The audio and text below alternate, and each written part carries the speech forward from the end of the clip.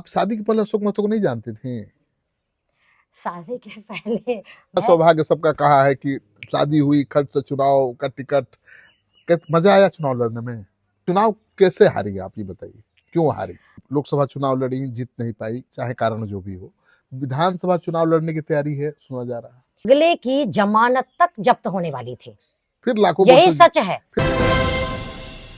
नमस्कार, city post live में आपका स्वागत है। मैं हूं श्रीकांत प्रत्युष और मेरे साथ हैं अनीता देवी।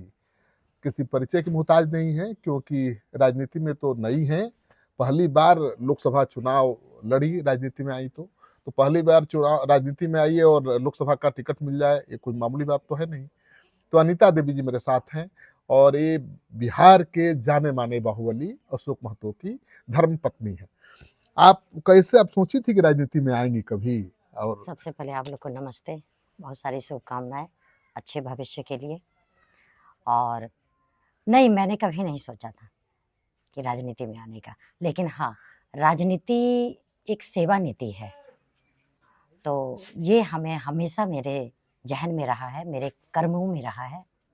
क्योंकि मैं आप समझ सकते हैं कि मैं मेडिकल प्रोफेशनल, तो उसमें तो सेवा ही सर्वोपरि है।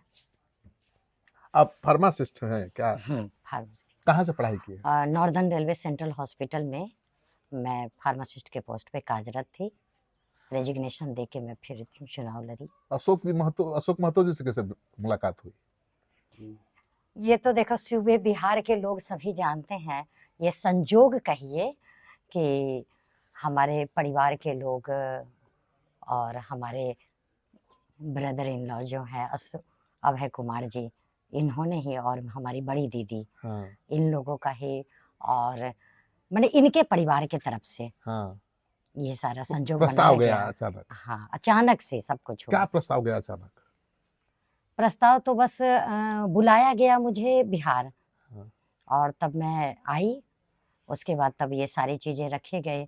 उसके बाद भी जब अशोक महतो जी दोबारा आए और तब उन्होंने बोला कि समाज का ये पुकार है, मैं तो नहीं चाहता हूँ कि मैं, लेकिन समाज चाहती है, तो बहुत समाज के लोग आए हुए थे, काफ़ी लोग आए हुए थे। तो एक चीज़ मुझे लगा कि समाज के लिए, समाज तो में बदलाव चाहिए और पूरी आवाम है, जागरूक है, तो ये चीज़ें मुझे एक बहुत अच्छा लगा कि जीवन का एक उद्देश्य मेरा भी तो है, हमेशा से रहा, और मैं एज प्रोफेशनल कर भी रही थी, और अंदर से मेरी इनर इंजीनियरिंग जो है वो मुझे हमेशा नॉक करती रहती है कि मैं क्या बड़ा करूं अपनों लोग के लिए, बिना कुछ मांगे हुए मैं उसकी कैसे मदद कर सकती हूँ। तो बड़ा मौका मिल गया।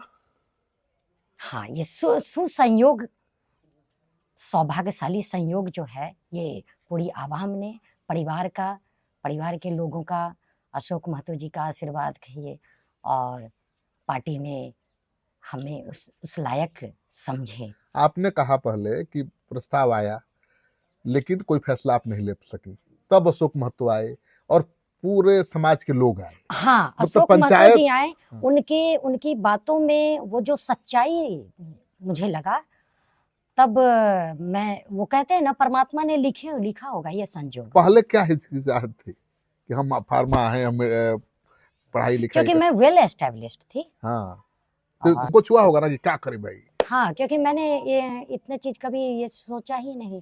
वेल एस्टेब्लिश थे, मेरा एक भाई है, वो फिजिकली चैलेंज्ड हैं, वो भी गवर्नमेंट एम्प्लॉई हैं, मैं उनके साथ अपना जीवन आराम से। तो आप दिल्ली में अच्छी खासी नौकरी कर रही थी, आप स्टैब्लिश थी, एक बाहुबली का प्रस्ताव आ गया कि भाई आप शादी करिए, तो नहीं, देखिए, बाहुबली बहुत पॉजिटिव रूप में है, वो पूरी आवाम के लिए। तो जहाँ तक मुझे बताया गया, मैं उनको जान पाई, और जब उनसे फर्स्ट टाइम जब मिले, तो 2 मिनट में ही उनकी बातों में मुझे लगा ही नहीं कि मैं पहली बार जैसे मिल रही हूँ उनसे। क्योंकि सच्चाई, परसेप्शन जो होती है ना, परसीव करने की, कंसीव करने की क्षमता शायद परमात्मा ने मुझ में दी है, तो वो मैंने ऑब्जर्व किए, तब ये संजोग बना, परमेश्वर का दिया हुआ ऐसा है। सौभाग्य सबका कहा है कि शादी हुई, खर्च से चुनाव का टिकट, मजा आया चुनाव लड़ने में? कड़ा टक्कर दिया आपने। देखिए, ये सारी चीजें मीडिया वाले बोल रहे हैं, पूरी आवाम बोल रही है, घर परिवार के लोग बोल रहे हैं, लेकिन मैं इसको इतना बहुत ज़्यादा बड़ा करके नहीं लेती हूँ। मैं बस इतना समझती हूँ कि एक जिम्मेदारी जो सौभाग्यशाली संजोग बना, ये बहुत बड़ी जिम्मेदारी है। इस जिम्मेदारी को बहुत सलीके तरीके से, सम्मानित तरीके से, सुनियोजित तरीके से पूरी आवाम के लिए समर्पित होके इसको निभाने की ज़रूरत है। तो ये बहुत बड़ा काम समझती हूँ मैं इसको। चुनाव कैसे हारी आप ये बताइए, क्यों हारी? चुनाव देखिए, एक्चुअली हम हारे नहीं, जो मैंने नज़र से, अपनी नज़रों से जो देखा, उसकी सच्चाई मैं बड़ी शॉर्ट में बता रही हूँ कि पूरी प्रशासन जो है, वो बी टीम की तरह काम कर रही थी, बीजेपी के कार्यकर्ता की तरह काम कर रही थी, पूरी एक तरफा। तो मैं देख रही थी, लेकिन मैं आपके चैनल के माध्यम से, या जितने भी लोग बाइट लेंगे आगे, जो भी हैं आप लोग, तो मैं आप लोगों के माध्यम से, जो पत्रकारिता बहुत बड़ा रूल है, चौथा स्तंभ है राजनीति हमारे देश के लिए, लोकतंत्र का, तो इसकी मैं बहुत दिल से मैं इज्जत करती हूँ और बहुत मान करती हूँ। और मैं आप लोगों के लिए भी कहती हूँ कि जिस तरह से मीडिया आज नेगेटिव रूप में प्रस्तुत हो रही है, वो चीज़ मैं आशा करूँगी आप लोगों से भी, आप लोग हमेशा पॉजिटिव रहिए, क्योंकि देश को, अगर बहुत देश जो आज हमारा खतरे में है, इस पर जो मैं बातें करूं तो बहुत लंबी टॉपिक हो जाएगी। नहीं, ये बताइए आप लेकिन आगे क्या तैयारी है? लोकसभा चुनाव लड़ी, जीत नहीं पाई, चाहे कारण जो भी हो, विधानसभा चुनाव लड़ने की तैयारी है, सुना जा रहा है। देखिए, पार्टी अगर तय करेगी और जहां से लड़ने के लिए कहेगी, उसी को प्रायोरिटी दी जाएगी। और रही बात हमसे अगर क्वेश्चन कर रहे हैं इस मामले में, तो मैंने जब रेजिग्नेशन दिए, तो उसके बाद मेरा सिर्फ और सिर्फ, मैं संकल्पित हूँ कि जनता की सेवा मेरे लिए सबसे बड़ी, और कर्म ऐसा हो कि आवाम जाने, उसे दिखे, वो महसूस कर सके कि हाँ, सब पूरी सच्चाई के साथ, पूरी लगन के साथ ये समर्पित है मेरे लिए। कहाँ से चुनाव लड़ेंगी? वही तो बताए, तो आपकी पार्टी जो तय नहीं करेगी। नहीं, आपने कोई एक क्षेत्र चुना होगा, पार्टी तय तो देखिए, तो अभी का जो दिख रहा है वो तो वारसलीगंज, जो कि हमारा ससुराल ये, और अशोक महतो जी का ये कर्म भूमि रहा है। तो यहाँ की आवाम की इतनी पुकार है कि आप समझ सकते हैं कि आप यहीं से कह रहे हैं। आप शादी के पहले अशोक महतो को नहीं जानते थे? शादी के पहले मैं इवन उनकी मूवी भी मैंने ज्यादा नहीं देखे थे। बिहार, वही तो कर खाकी तो बिहार देखिए, चैप्टर। जब किसी जो इतने समर्पित हैं, जो जिन्होंने समाज के लिए इतनी भयंकर तरीके से, मजबूती से अपना पूरा जीवन समर्पित कर दिए, और एक खाकी मूवी भी मुझे शादी के बाद ही पता चला, और अभी तक आपको पता नहीं होगा, मैं पूरी मूवी देखी भी नहीं हूँ।